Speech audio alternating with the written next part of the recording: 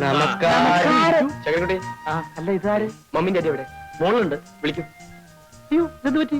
അതൊക്കെ പിന്നെ പറയാം, വിളിക്കേ. ഇരുന്നോളൂ ഇരുന്നോളൂ. ചേട്ടത്തിരിക്കൂ. ശരിക്കിരിക്കാം മാവാ.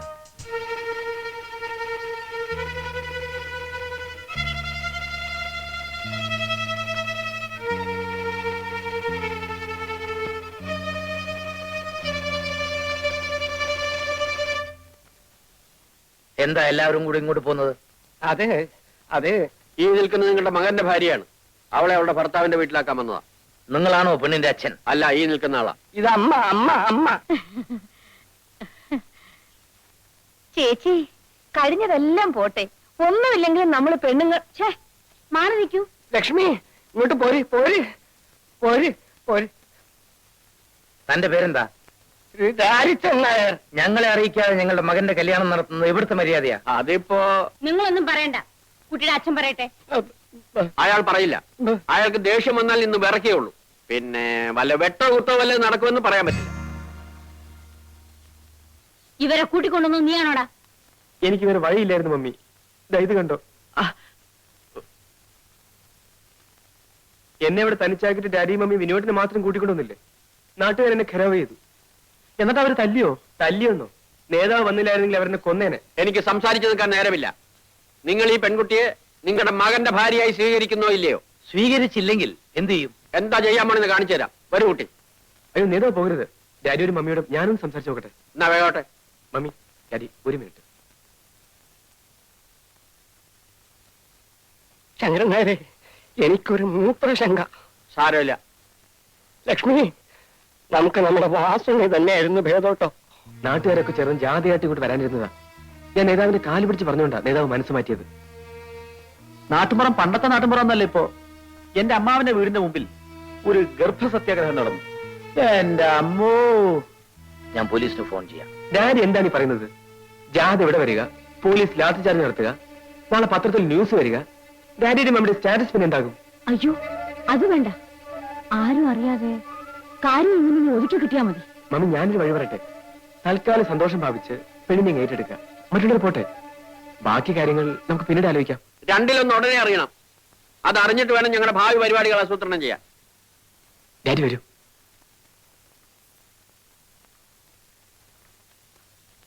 ഡാഡിക്കും മമ്മിക്കും അവരെ അറിയിക്കാതെ കല്യാണം നടത്തിയുള്ള പ്രയാസമാണ്. അത് മാത്രമേ ഞങ്ങൾക്ക് വിഷമമുള്ളൂ. അതിന് ഞങ്ങൾ മാപ്പി ചോദിക്കുന്നു. വേണമെങ്കിൽ നാട്ടിലൊരു പൊതുയോഗം വിളിച്ചുകൂട്ടി പരസ്യമായി മാപ്പി ചോദിക്കാനും തയ്യാറാണ്. അതെ, അതൊന്നും വേണ്ട. കുട്ടിയെ ഞങ്ങൾക്ക് ഇഷ്ടമായി. വാ മോളെ, ചെല്ലുമോളെ, നിന്റെ അമ്മാവിയമ്മയാ. നിങ്ങളിവിടെ എങ്ങനെ എത്തി? മോനെ, എനിക്കും ഡാഡിക്കും രാധയെ വളരെ ഇഷ്ടപ്പെട്ടു. അതെ,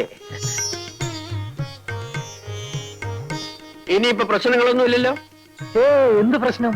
ഓ, മനസ്സിനൊരു സമാധാനമായി. കൽപ്പന, രാധയെ അകത്തേക്ക് കൂട്ടിക്കൊള്ളൂ. വരൂ.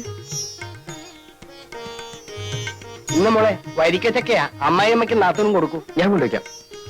ആ മോളെ, ദാ പെട്ടി ഞാനെടുക്കാം. വരൂ, ചെല്ലുമോളെ. വിചാരിക്കുന്നവരെ നീ നമുക്കിറങ്ങാം. അല്ല, ഇന്നിവിടെ താമസിച്ചിട്ട് നാളെ നമുക്ക് ഒരുമിച്ച് പോയാൽ പോരെ? എനിക്ക് എന്തായാലും പോണം. എന്റെ ഭാര്യയോടെ ഒറ്റയ്ക്കാം. എന്നാ ഞങ്ങളും വരാം. ചേട്ടൻ എന്തിനാ നാളെ പോകുന്നത്? ഞാൻ ലീവ് എടുത്തിട്ടില്ല. ഏതായാലും ചേട്ടത്തി ആദ്യമായി ഈ വീട്ടിൽ വന്നതല്ലേ. ഇവിടെ താമസമാക്കാനല്ലോ അവൾ വന്നത്. ഞങ്ങൾ രണ്ടാളും കൂടെ നാളെ അങ്ങോട്ട് തിരിക്കുന്നുണ്ട്. നിങ്ങൾ എല്ലാവരും കൂടി സൗകര്യം ഉള്ളപ്പോ ഞങ്ങളുടെ വീട്ടിലേക്കൊന്ന് വരണം. ഓ വരാം. ഞങ്ങൾ ഇറങ്ങട്ടെ. വരട്ടെ ചേച്ചി. ആ,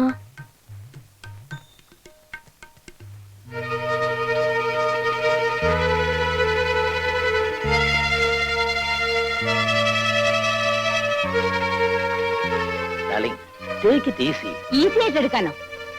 എന്നെ തോൽപ്പിച്ചെന്നായിരിക്കും അവരുടെ വിചാരം. ഈ ലീല ആരാണെന്ന് അവർക്ക് അറിഞ്ഞൂടാ. Then what is your plan? എന്റെ വിനു മിസ്സിസ് തമ്മിയുടെ മോളെ തന്നെ കല്യാണം കഴിക്കും. അപ്പോ ഈ കുട്ടിയോ? അവളെ എന്ത് ചെയ്യണമെന്ന് നമുക്ക് ആലോചിക്കാം. ഇതാ, ഇതിലേത് വേണമെങ്കിലും എടുത്തോളൂ.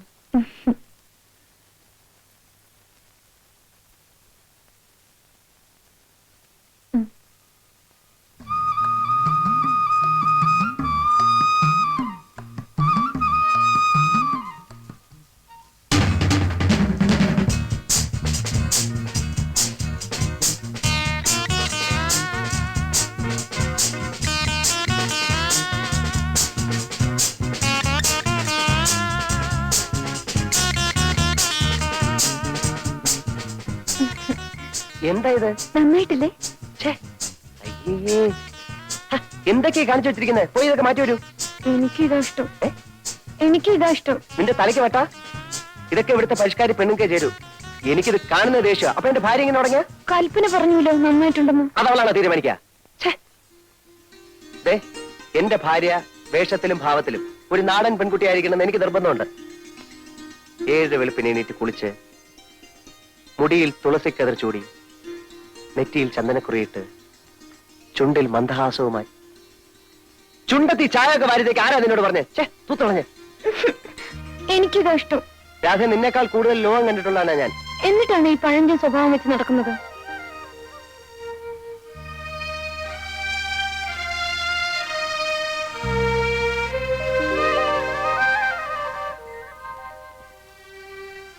സ്കൂളിൽ എന്റെ കൂടെ പഠിച്ചിരുന്ന വാസന്തി കണ്ടിട്ടുണ്ടോ? ഞാൻ എങ്ങനെ കാണാനാ? അവളുടെ കല്യാണം കഴിഞ്ഞ് പോയ ശേഷം ഒരു വരവ് വന്നു. മുടിയൊക്കെ വെട്ടി മുട്ടുവരെയുള്ള ഉടുപ്പും ഇട്ട് കാണാൻ എന്ത് ചന്തമായിരുന്നു. തന്നെ അശ്രീരായിരിക്കും. എന്തായാലും അവളുടെ ഭർത്താവിനെ പോലെ അല്ല ഞാൻ.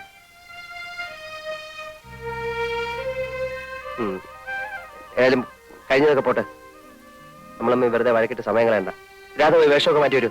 എനിക്ക് കുറേയേറെ കാര്യങ്ങൾ നിന്നെ പറഞ്ഞു മനസ്സിലാക്കാറുണ്ട്. മോളെ നമുക്കൊരു സിനിമ കാണാൻ പോവാ. വേണ്ട വേണ്ട, ഞാൻ സിനിമ കാണാറില്ല. നിന്നോടല്ലോ അവളോടല്ലേ ചോദിച്ചത്. ഇവനൊരു പ്രത്യേക സ്വഭാവക്കാരനാ. ഇവൻ വരില്ല. നമുക്ക് പോവാം മോളെ. അമ്മേ, രാധ വരുന്നില്ല. അമ്മ പോയിക്കോളൂ. എനിക്ക് സിനിമ കാണണം. നമുക്ക് പോവാനേ. വേണ്ടാത്തവരോട് എന്തിനാ നിർബന്ധിക്കാൻ പോകുന്നത്? നമുക്ക് പോവാം മോളെ. ദേ, നിനക്ക് പൊടിയരി കഞ്ഞി ചമ്മന്തി ഉണ്ടാക്കാൻ പറഞ്ഞിട്ടുണ്ട്.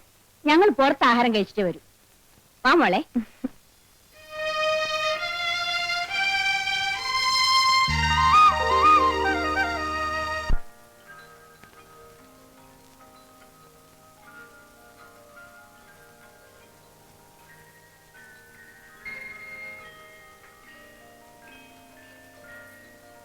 Good night mummy. Good night. Good night. അല്ല, നീ അങ്ങോട്ടാ? വിനോട്ടിന്റെ മുറിയിലേക്ക്. അയ്യോ, അവൻ ഉറങ്ങിയിരിക്കില്ലേ? മോള് ചെന്നേ കൽപ്പനയുടെ മുറി കിടന്നു. അല്ല, അത് ദേ, ഉറക്കത്തിൽ എണിപ്പിച്ചല്ലേ അവന് ദേഷ്യം വരും. മോളെ, രാധയെ വിളിച്ചോണ്ടെന്ന് നിന്റെ മുറി കിടത്തിക്കോ. മോള് ചെല്ല്. Good night. വരൂ.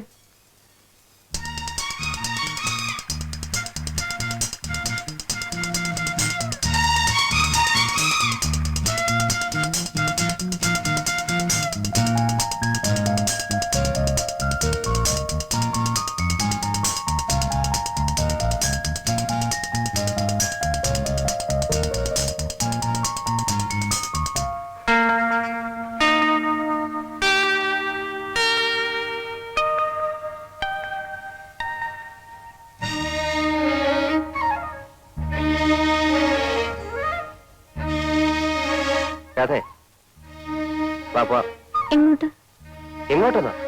നാട്ടിലേക്ക്. അല്ല, എങ്ങോട്ടാ? ഞാനില്ല നാട്ടിലേക്ക്. പിന്നെ നമുക്കിവിടെ കഴിയാന്നേ. വിനേട്ടൻ ജോലി രാജിവെച്ചു വരൂ. ജോലി രാജിവെക്കാനോ? എന്റെ അച്ഛനമ്മയും പറഞ്ഞിട്ട് പോലും ഞാൻ സമ്മതിച്ചിട്ടില്ല. നീ എണീറ്റേ പോയി കുളിച്ച് ഈ വൃത്തിയായിട്ട് വേഷമൊക്കെ മാറ്റി വന്നെ ചെല്ല്. ഞാൻ വരില്ല. എനിക്കാ നാട് ഇഷ്ടമല്ല. ഇടി കഴുത്, നിനക്ക് വല്ല വിവരമുണ്ടോ? ഇത് ഫുൾ എയർ കണ്ടീഷൻ മുറിയാണ്. ഇവിടെ ഇരിക്കുന്നതിനേക്കാൾ എത്രയോ സുഖമാണ് നാട്ടിൻപുറത്ത് ആ തണുത്ത കാറ്റേറ്റിരിക്കുന്നത്. നിനക്കറിയോ, പ്രകൃതി സൗന്ദര്യത്തെക്കാൾ വലുതായി ലോകത്തൊരു സൗന്ദര്യവുമില്ല. ഇവിടുത്തെ പോലെ വല്ല സൗകര്യം അവിടെ ഉണ്ടോ? ജനിച്ചപ്പോ മുതൽ ഞാൻ ഈ ടൗണിലാണ് ജീവിച്ചത്. എനിക്കറിയാം ഇവിടുത്തെ സുഖവും അസുഖവും ഒക്കെ. എന്നാ ജനിച്ചപ്പോ മുതൽ ഞാൻ ജീവിക്കുന്ന നാട്ടിൻപുറത്തല്ലേ. ഈ പറയുന്ന ഒരു സുഖം ഞാൻ അവിടെ കണ്ടിട്ടില്ല. കാണുന്ന എന്നും കണ്ട് അന്തം വിട്ട് നിൽക്കുന്നവർക്ക് അത് സാധിക്കില്ല. മനസ്സിലെ ഇത്തിരി കലാബോധവും വേണം. പച്ച പിടിച്ച് നിൽക്കുന്ന നെൽപ്പാടങ്ങൾ, നിറയെ ചെളിയും മണ്ണുമായിരിക്കും. മരക്കൊമ്പിലിരുന്ന് കൊക്കുരുമി കിന്നാരം പറയുന്ന കൊച്ചു കൊച്ചു കിളികൾ. എനിക്കവയെ കണ്ടാലേ കലിയ. പാടത്ത് വിത്ത് വെച്ചാ കാത്തു കെട്ടിയിരിക്കണം. കണ്ണു തെറ്റിയോ ഒക്കെ കൊത്തിക്കൊണ്ടുപോകും. ഓഹോ, അപ്പൊ നിനക്ക് പട്ടണ സ്വർഗം അല്ലേ? അതെ. പിന്നെ എന്തർത്ഥത്തിലാ നിനക്ക് എന്നെ ഇഷ്ടപ്പെട്ടത്? പട്ടണത്തിൽ നിന്ന് വന്നോണ്ട്. അപ്പൊ എന്നെ അല്ല, നീ പട്ടണത്തെ കൂടുതൽ സ്നേഹിച്ചല്ലേ? പിന്നീട് എന്തുദ്ദേശിച്ച എന്നെ സ്നേഹിച്ചത്? അത് നീ ഒരു ശാലിനായ നാടൻ പെൺകുട്ടിയെന്ന് വിശ്വസിച്ചിട്ടാ. അപ്പൊ എന്നെക്കാ ഇഷ്ടം എന്റെ നാടിനല്ലേ? ഈ പെണ്ണുങ്ങൾ തർക്കത്തിന് പറയുന്നത് എനിക്ക് ഇഷ്ടമല്ല. നീ വരുന്നില്ലയോ? ഇല്ല. ആലോചിച്ച് സംസാരിക്കണം. ഒന്ന് തീരുമാനിച്ചാൽ അത് മാറ്റുന്ന സ്വഭാവം എനിക്കില്ല. ഞാൻ പോവുക. അതെ, ഞാൻ അവസാനമായിട്ട് പറയാണ്. അത്രയ്ക്ക് വാശിയാണെങ്കിൽ എനിക്കും വാശി തന്നെയാ. ഭർത്താവ് പറയുന്നതിനപ്പുറം പറയുന്നത് നല്ല ഭാര്യയ്ക്ക് ചേർന്നല്ല. സാരില്ല. നിന്നെ വിളിക്കാനായിട്ട് ഇനി ഞാൻ ഇങ്ങോട്ട് വരില്ല. വേണ്ട. വിനു, നീ എന്തിനാണ് വഴക്ക് പറയുന്നത്? അവളിവിടെ നിന്നോട്ടെ. മോളെ, നീ അകത്തേക്ക് പോ